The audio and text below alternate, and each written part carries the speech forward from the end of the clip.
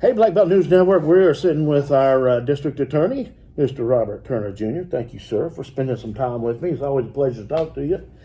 You've got a big initiative going on right now that I wanted to bring to the people's attention called Project Zero.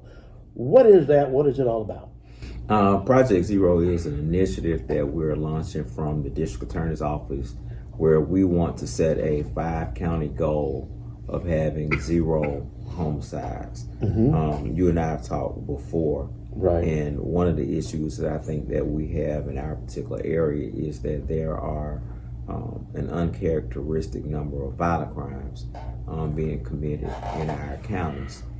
The numbers have been decreasing somewhat since I've been the district attorney, and I don't take any credit for that at all.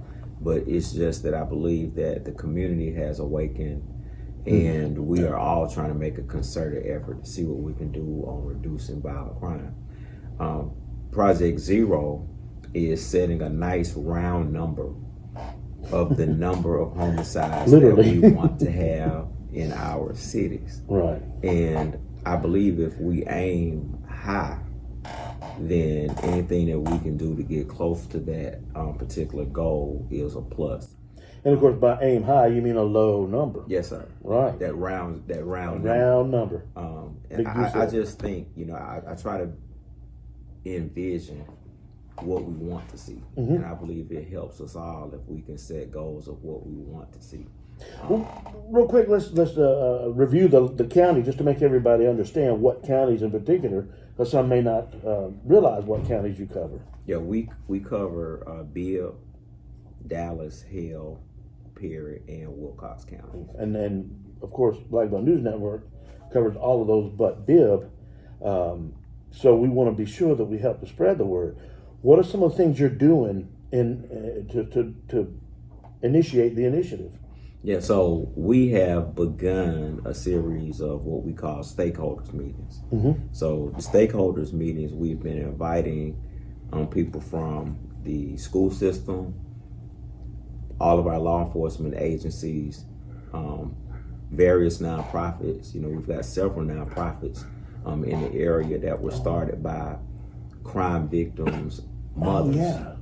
And one of the things that we've been trying to do is to bring all of these people to the table. And what we're doing is we're having discussions about what do we feel some of the root causes of the criminal activity are, and how we can work together via communicating with one another to eliminate some of these issues before they start. We've talked about that before in an interview we did. What are, kind of updating that talk, what are some of the things that you're finding out are the problems that at least the things that the stakeholders you talked about perceive as the problems? Some of the things that are really happening is that we get a lot of the crimes that we hear about are retaliatory in nature. And I think that there hasn't been a good enough effort made to try to get at the root causes of the hostility between separate factions of people. And we've worked with a couple of the mental health, juvenile mental health providers in the area to try to get mental health counselors in the school. Most schools have them, but we're trying to get to the point where we can start having some of our young people talk out their trauma issues and talk about why they're upset. And we've been, the district attorney's office and the police departments, the sheriff departments, we're trying to get inside of the schools and start talking to the kids about the consequences of their actions. If we can be more preventive than exactly, and that's what I was going to get at, because I was just talking to the folks at the Dallas County System of Services. I'm on the board of a group called Arise Male to Mentoring, and the common thing that's going through a lot of these different groups that I've been talking to lately is let's get them before they get in trouble to begin with. That's right. Get them when they're young and teach them the right path so they never even think about going down the wrong path. That's right. And I think that that's one step that we can take, and that's a big step. Yeah. Some of the other aspects of the program is that eventually we want to have peer-to-peer counseling. Peer-to-peer counseling basically would have people that have already been in the system, who may have served jail time in the past, that can come out and share their experiences, their life experiences with young people who are, getting into trouble at an early age, and hopefully we can start having those meetings, where people can say, look, you don't want to go down the path that I went down. That's great. This is what jail is like. This is what prison is like. This is what it's like when you have a felony on your record, at a young age. So we're still in the developmental stage of forming out those particular teams, where people can, start talking to some of these kids. How long have you been doing this, though? I mean, this is brand new. I mean, I think what I saw, the post that I saw that made me aware of it, was from early this month, I believe. So, is this something that you just started doing? No, we are just starting to roll out and implement and form out some of the different facets of the initiative. Right.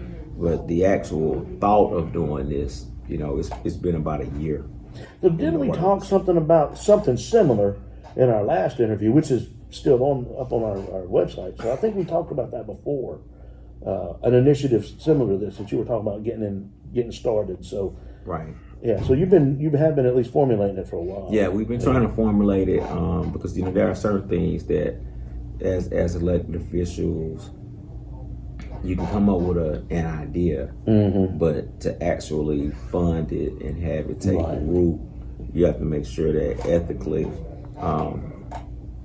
the vehicle that you set up to administer the services does not provide a conflict of interest, and it doesn't constitute an ethical violation. But the vision from our office is prevention is going to be the best way for us to attack some of these issues. So I know that you can't solve a community's problems by yourself.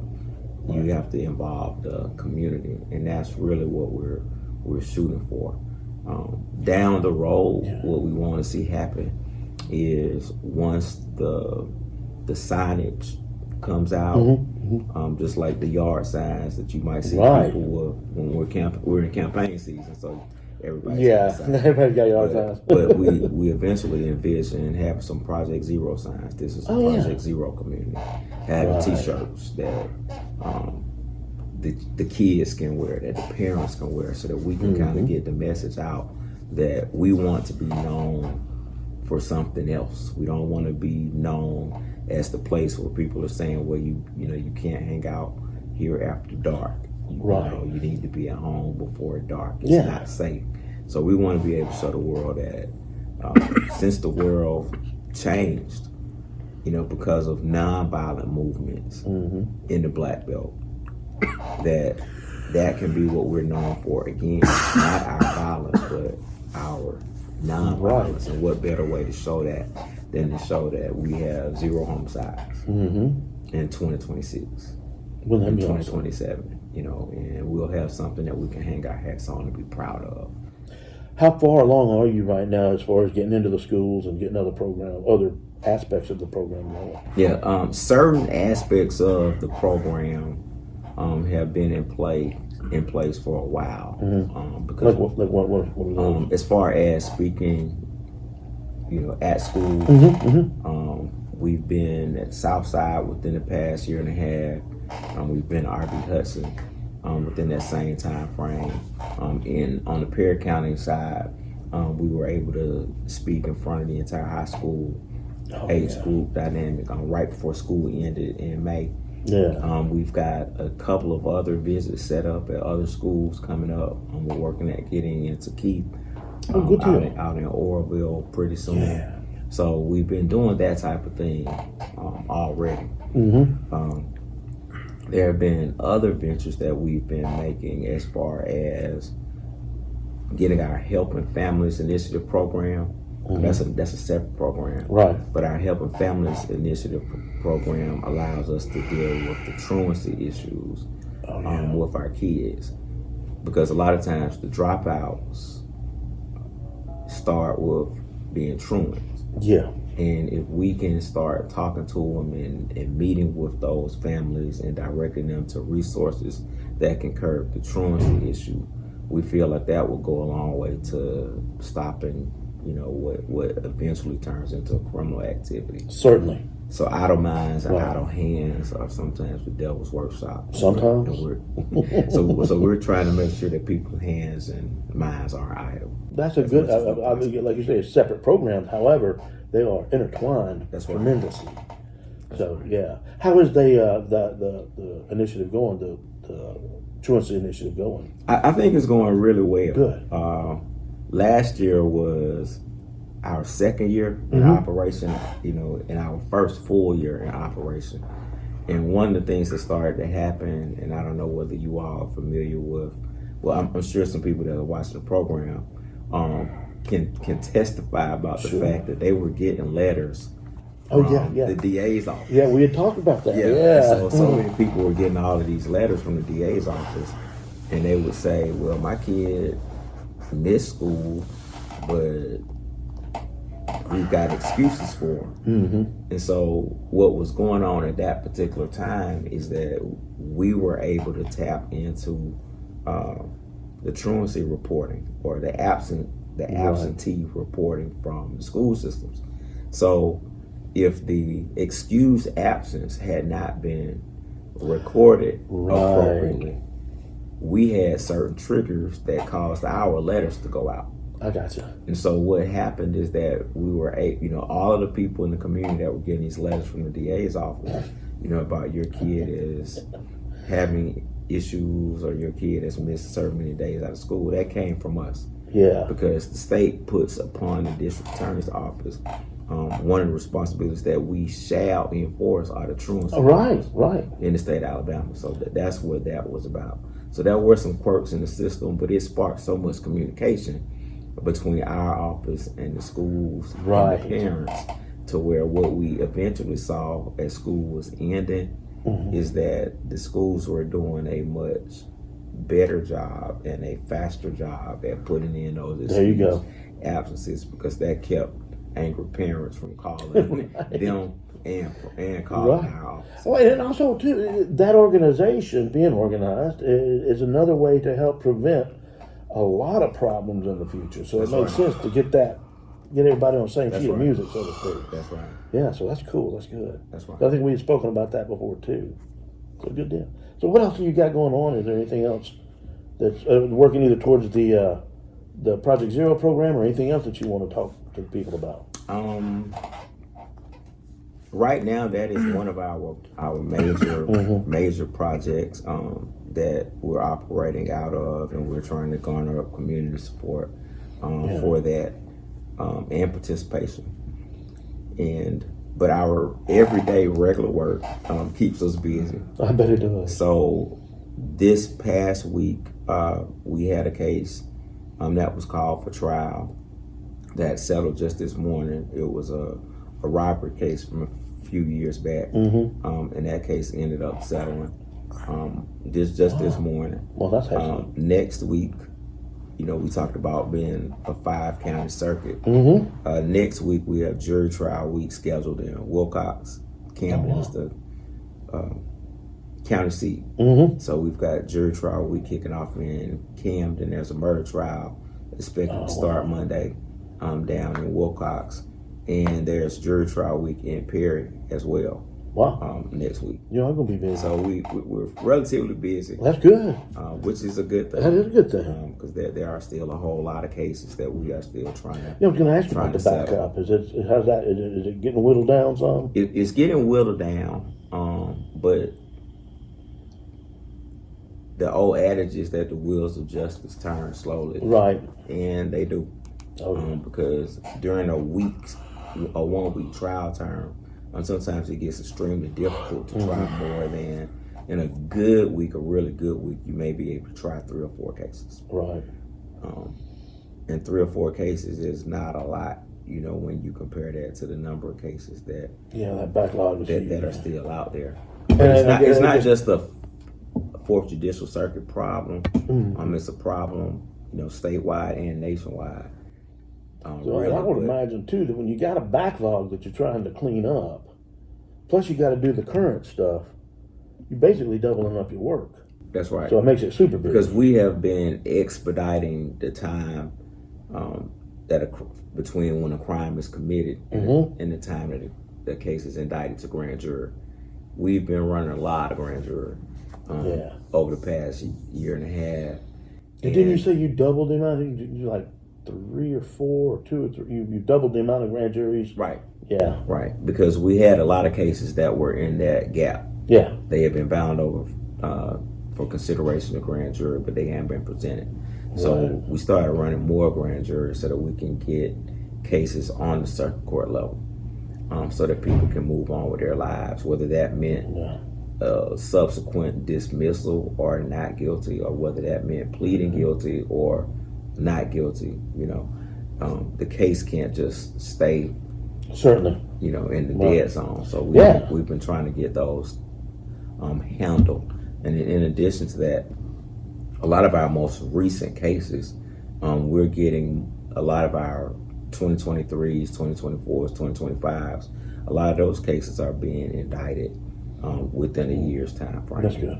So you're creating more work for yourself, but at the same time, you are preventing what was a problem when we came in from being an even larger problem. Yeah.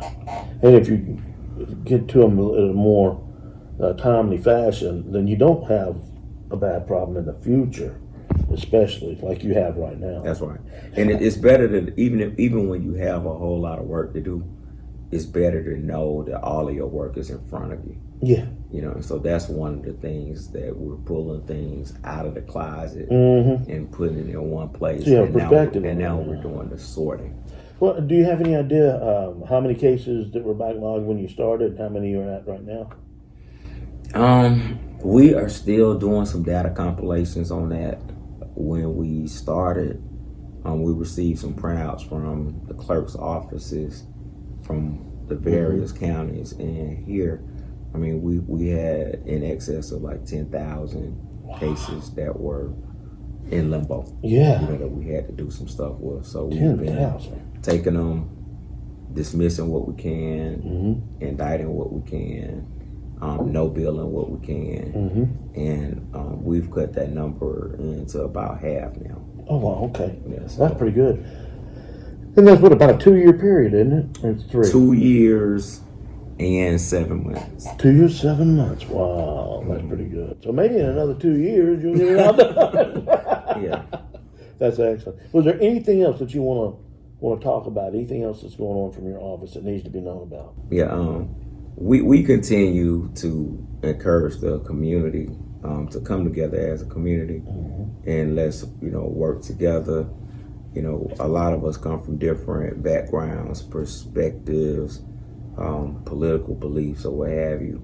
But in order for our communities to be what we would like to see them be, I think we've got to make a concerted effort to communicate, and to talk about issues that end up affecting us all.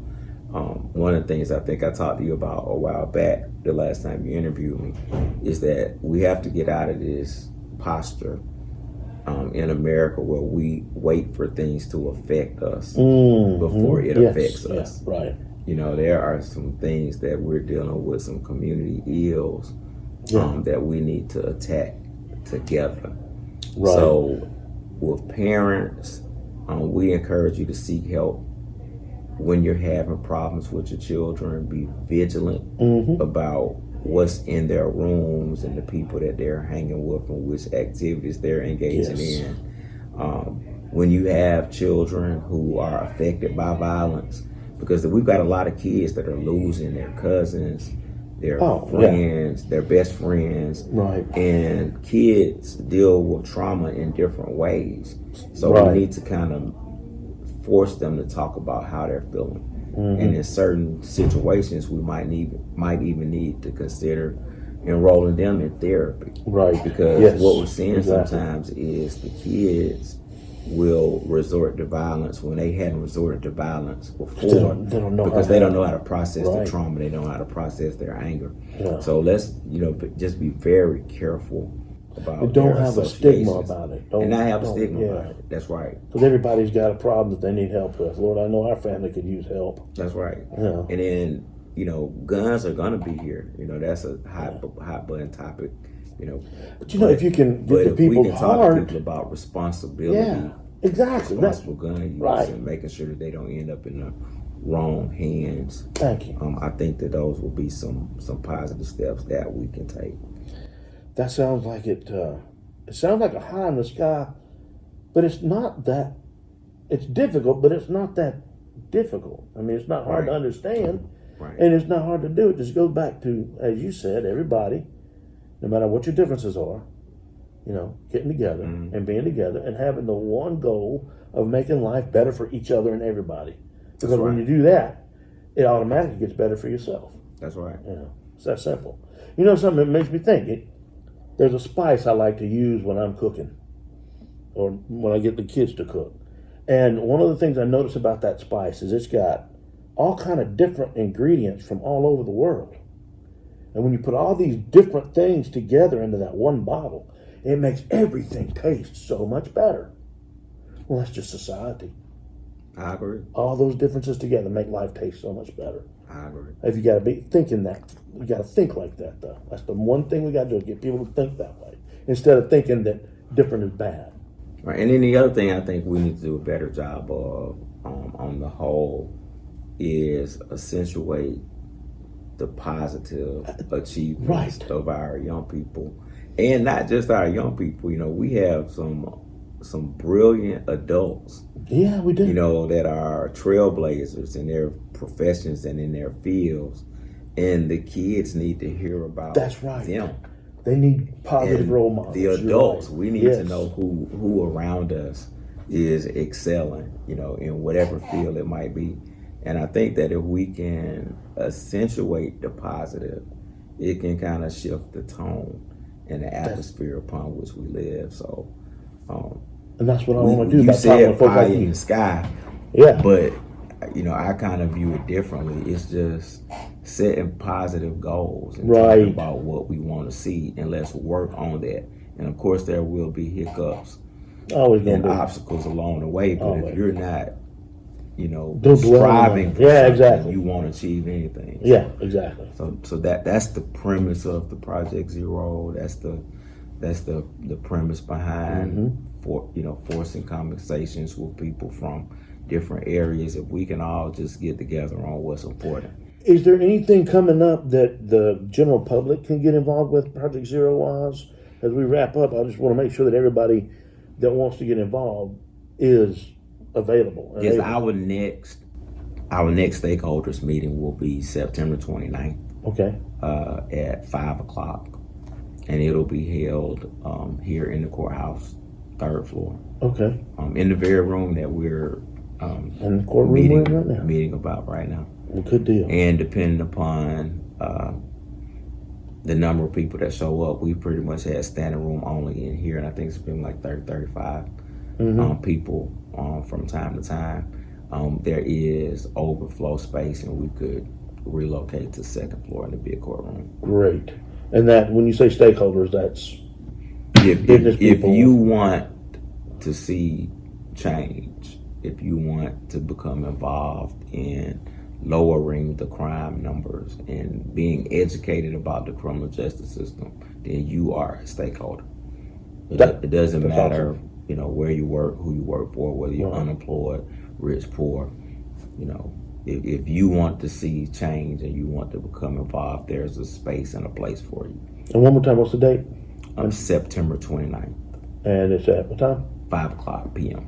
Right here. Right here. Just a debriefing. Tell me about the tragic situation in Marion. And, so in Marion, over the weekend, the community lost a young man by the name of Jayden Tubbs. Yeah, he Jayden was a victim of a shooting that took place late Saturday morning into late Saturday evening into Sunday morning. he was shot several times, and he ended up, dying. Oh man. Jayden, according to the evidence that we've been able to gather, tried to intervene in a dispute between some parties. He wasn't himself a part of the dispute, but he was playing peacemaker, and he attempted to bring some peace in that particular situation. The gunfire erupted, and he ended up losing his life. Oh my God. He was a kid that always had a ready smile, always friendly to most people. He was a yes sir, yes ma'am, no sir, no ma'am Respectful type of young man, and you don't see that often. Not as much today as you used to, is it? Well grown, well kept. I talked to his father over the weekend, and and this is after the tragedy, of course. And he was able to, just lay out some things that Jayden had going on in his life. And one of the things that he was most excited about was the fact that he was about to start a trucking career. His dad has a trucking company. Oh yeah. So Jayden had his own truck, and his first scheduled load was right there on the scene where everything took place. And he was scheduled to deliver that load this past Monday. So this is the first homicide in Marion, the second for Prater County in the 2025 calendar year. And it has, shaken the community. Yeah, big time. Somewhat. And this is exactly why we need because it's everybody's. Right. Project Zero. We do. Yeah. Because one of the things that happens in this line of work is that you hate to get those late night calls or those early morning calls. And then when you sit down and you talk to parents and you explain to them the court process that lies ahead, it's a lengthy process and it's heart-wrenching. Yeah. And so one of the things that I've started to say is that the last murder was one too many.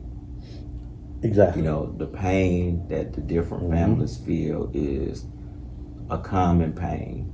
It's more than they need to and suffer. It's being shared by too many folk. Right. So if we can kind of just use this event and the tragedy that it caused to kind of be a clarion call to make sure that our kids, we know where they are. Right, yeah. And what they're doing. And who they're hanging out with. But how could you, the guy was trying to help. That's right. He was trying to help. He was doing what we are all called to do. That's right. And he still lost his life. That is the biggest tragedy. So you said it was the first in Marion, second in Perry County in 2025. Right. How many we got in Dallas County and Selma area right now? Yeah, so in Dallas this year we're either at 8 or 9 homicides this year. That's one of the ones that we had a couple of weeks ago. Technically would be considered a homicide, but that was the murder-suicide. Oh, okay. So there is nobody to bring charges against in that particular instance. But and that's Dallas County in general. How many others are actually in Selma? No, those are the Selma numbers. They're all in Selma. Okay, yeah, those are the Selma numbers. So the county proper, same. It's just that. Okay, well that's a positive. What about some of the other counties in the circuit? Yeah, some of the other counties. Matter of fact, Wilcox County, we just had 3 weeks ago. A juvenile lost his life at the hands of another juvenile. Wilcox, the numbers are about 3 for the year. That's too many. All of these numbers are too many. How proportionally rated or compared to past years?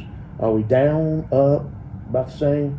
We're down. Okay. And every time, the last interview I did, of course, it wasn't an interview that I had with you. Yeah. But in one of the last interviews I did a couple of months ago, we talked about the crime numbers. We talked about there were 26 homicides in 2023 in Selma, 10 in 2024, and at the time there were 7 in 2025. Right. And 2 or 3 days after that interview, we ended up getting 2. So when we talk about these numbers, they are coming down, but it's relative. That's true. Because the climate is still Exactly right for something to erupt at any time. So, and one of the things that Sheriff Grantham always says is that even if the numbers are down, and this rings home with me, the numbers may be down across the county or across the circuit even. Right. But if your family is touched by it, the numbers aren't down for you. That's right. And that makes perfect sense. That goes back to everyone is one too many. One murder in a daggum county is one too many. That's right. Especially in towns as small as ours. Yeah. And we've talked about that before too. That's right. The percentage is such that it's got to quit. That's right. It's got to stop. But I think it can happen. I think so too. I think it can. Otherwise, I wouldn't be sitting here talking to you about it. That's If I thought it was a lost cause. But I don't think it is. And I think talking to you and getting the word out about your programs and trying to make people wake up, I think that's what is going to have to happen, get the community together. But it's worth the time and effort doing that to make it happen, I think.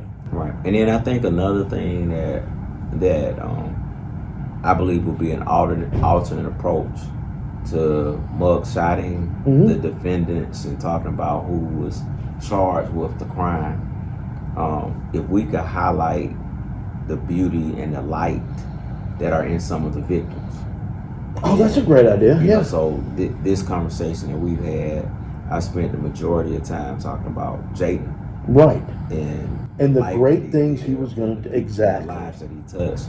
Because we need to understand that we cannot continue to take promising young lives. Exactly. And we can't just look at them as a number. Oh, well, there's number 3. That's or right. number 2. Because that's somebody's that child. was somebody's child, brother, husband, or potential husband. Right. Friend. Yeah, exactly. And if we open up people's eyes to that, maybe. And as you said earlier, everybody ain't going to buy into it because there's just that certain, but I think most people will, because I cannot live in this life and think that everybody is, and not think that everybody is inherently good.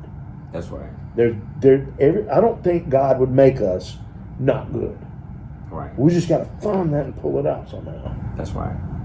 And I agree with that 100%. Yeah, me too. Again, thank you. It's always a pleasure talking to you. I know you got stuff to do, and I need to go edit this together. But I just love talking to you, and I want to do it again soon. So I'll get in touch, and we'll do another. Okay.